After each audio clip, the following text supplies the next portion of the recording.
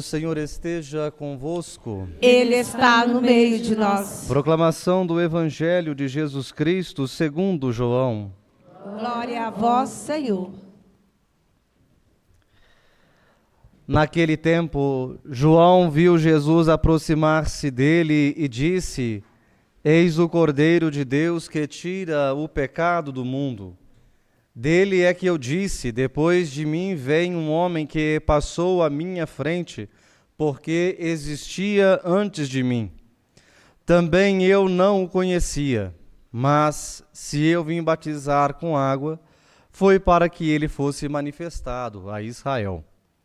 E João deu testemunho dizendo: Eu vi o Espírito descer como uma pomba do céu e permanecer sobre ele. Também eu não o conhecia, mas aquele que me enviou a batizar com água me disse: Aquele sobre quem vires o Espírito descer e permanecer, este é quem batiza com o Espírito Santo. Eu vi e dou testemunho. Este é o Filho de Deus.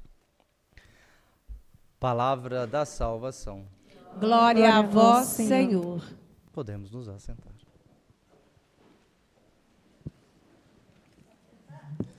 Pode. Meus queridos irmãos e irmãs, nos encontramos no dia de hoje nessa basílica, santuário Nossa Senhora da Piedade, e no início desse ano já somos convidados, nas 2 primeiras semanas da vida da liturgia do tempo comum, a refletirmos algo que é essencial para todo o itinerário e para todo o horizonte, cuja aqueles que a aclamação ao Evangelho disse, aqueles que acolhem, acampam a própria palavra de Deus, Deus os torna filho dele. Que é essa palavra bonita, que é essa chamada vocação, a vocação que dá testemunho daquele quem o chamou. De certa maneira, essas 2 semanas ainda a gente reflete um pouco sobre o tempo do Natal, o tempo da Epifania, pois nós vemos, de certa forma, inúmeros testemunhos de Jesus, não é? Nós temos os sinais que são da própria ritualidade do povo de Deus. Nós temos também aqueles sinais que dão testemunhos, que são os sinais cósmicos, quando nós olhamos para a Escritura e ela fala sobre aquela estrela que brilha guiando sobre a terra, guiando os reis magos. E nós também hoje não temos mais esses rituais, ou melhor, esses testemunhos que são rituais ou cósmicos. Nós temos outro testemunho, que é o testemunho de João Batista, cujo ele vai falar como um homem que nasce da família de Jesus, mas não assim conhece a inteireza de Jesus, mesmo pertencendo ao seu sangue, mas ele vai descobrir que Jesus é aquele que é o Filho de Deus, pois ele viu que a palavra que dirigiu a ele, que sustentou na sua própria vocação, de ser aquele que convida os homens e as mulheres a se converterem, a assumir o novo caminho, Deus sim fez-se fiel e manteve a sua palavra viva para que ele pudesse reconhecer o Filho de Deus. Hoje nós temos nessa liturgia essa grande missão de retomar essa palavra forte, que é a palavra da vocação. A vocação que é uma realidade que nós também somos chamados a testemunhar, antes mesmo dos ritos, antes mesmo de qualquer outros sinais. A vocação é aquele testemunho, é a resposta do testemunho martírio, né? A vocação como um martírio. O martírio é testemunho. E todos nós somos mártires, não é? Todos nós somos testemunhos desta palavra que une, todos nós somos testemunho desta palavra que de alguma forma toca, faz vibrar.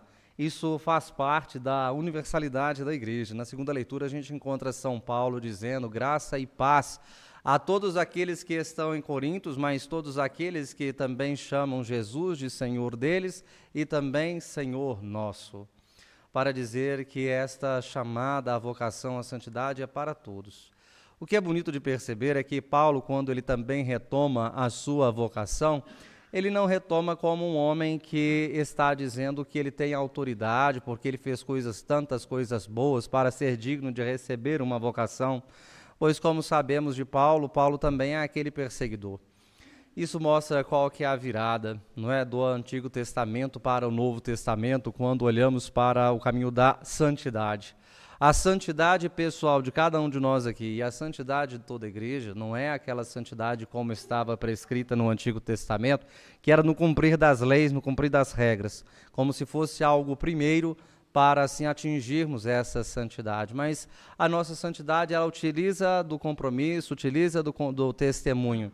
Mas a nossa santidade, ela vem a partir do chamado, porque é o chamado que inicia um novo ciclo, é o chamado que é o convite a um novo modo de existir, é o chamado que abre, inaugura na vida e no horizonte de cada um de nós esse jeito de ser diferente, de olharmos para a realidade com o desejo de alcançar a perspectiva de que todos nós somos vocacionados também a vivenciar o reino de Deus. Por isso, nós escutamos esta palavra do Salmo quando ele vai dizer: eis que eu venho fazer com prazer vossa vontade, ó Senhor. A palavra prazer é a palavra que pode definir também a nossa vocação. Quando nós temos dificuldades em encontrar prazer na nossa vocação, a gente corre um sério risco e a gente precisa talvez dobrar-se dentro de nós mesmos e perceber quais foram os caminhos que nós assim nos amarramos para dar esta resposta, pois esta expressão do Salmo é também a expressão de Jesus. Jesus é aquele que veio fazer com prazer a vontade de Deus. E se ele é esta voz que está dizendo isso, toda a sua comunidade, toda a igreja, ela é chamada a ser o eco dessa mesma resposta. Queremos também, com esta liturgia, pedir a Deus a graça de corresponder à nossa vocação com prazer. Pois a vocação com prazer é a vocação com alegria, é a vocação que precede também os ritos, precedem aquilo que pode ser como preceitos, porque nós já estamos vivendo naquilo que é o mais íntimo de nós, sermos filhos e filhas de Deus. Esta é a chamada de atenção na liturgia de hoje para cada um de nós. Nós podemos fazer a presença do rito, a gente pode encontrar sentido ainda maior quando participamos de uma fé que tenha uma fé que celebra em rito.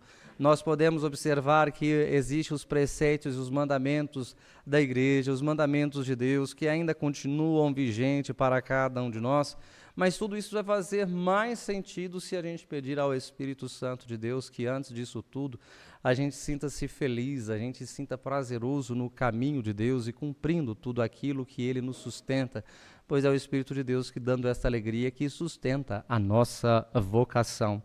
Portanto, temos esta missão de termos esta vocação universal, uma vocação que não está simplesmente atrelada ao sangue, não está simplesmente atrelado à cultura, não está simplesmente atrelado a qualquer outra forma que pode dar assim uma identidade. Por isso, também nós devemos estarmos atentos a esta tentação de tantos identitarismos que se fecha, onde faz uma leitura para o nosso lado, né? Enquanto cristãos católicos temos podemos correr esse risco de identidade. Nós podemos olhar para a nossa tradição e fazer uma leitura seletiva daquilo que nós queremos, para compor assim o ideal daquilo que nós imaginamos para a nossa vida de fé. Nós podemos fazer também esse mesmo caminho com a viés da cultura, onde nós assim colocamos um rótulo na nossa nação como se fosse uma nação cristã, mas é uma nação que não consegue pensar os meios de retirar as exclusões e viver também a prática evangélica da caridade. Nós podemos pensar também na nossa realidade eclesial que muitas das vezes podemos reduzir a igreja simplesmente a um estilo, e assim a gente perturba toda a grande riqueza que o Espírito de Deus, que chama cada um e chama a todos a dar assim os seus frutos. Bento XVI dizia que a identidade cristã se perde quando ela é absolutizada. Não. Queridos, cada um de nós aqui olhando para os nossos olhos, né, nós podemos assim dizer que cada um carrega uma marca, cada um carrega uma identidade, cada um carrega assim um jeito de ser cristão. Nós nos unimos a esta mesma variedade que temos na nossa vida de fé, aquela mesma mesa, aquele mesmo pão, mas para a gente darmos esse testemunho universal. Gostaria só de pedir atenção nesse início de tempo comum, que a gente se abra realmente a esse pedido, a esta orientação de Deus, atento àquilo que Deus nos chama, atento daquilo que está acontecendo ao nosso mundo, né? Para que no meio dos conflitos, no meio das guerras, no meio dessas situações que estão acontecendo, estão também surgindo tantas coisas boas, né?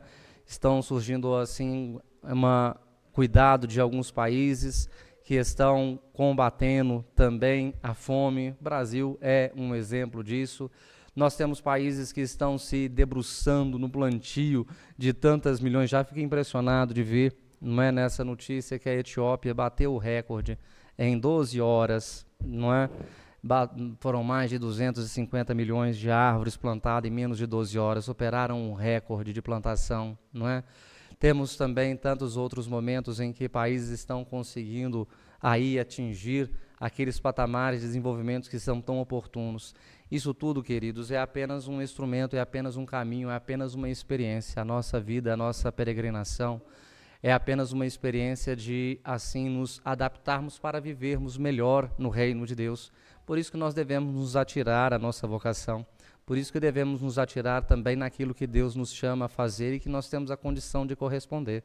Não deixar, não é, de corresponder à vocação de acordo com a realidade que nos toca, pois ela também é meio de que cada um de nós possa, assim, ser interpelado e dar testemunho desta igreja que se reúne, desta igreja que se congrega em nome do próprio Senhor, que quer também alcançar a plenitude do seu reino. Louvado seja nosso Senhor Jesus Cristo. Para tudo isso, não é? Antes de tudo, vamos professar a nossa fé, guardar de modo especial esta expressão que a igreja nos entrega para orientar também a nossa vocação. Creio em Deus Pai, Todo-Poderoso, Criador do céu e da terra,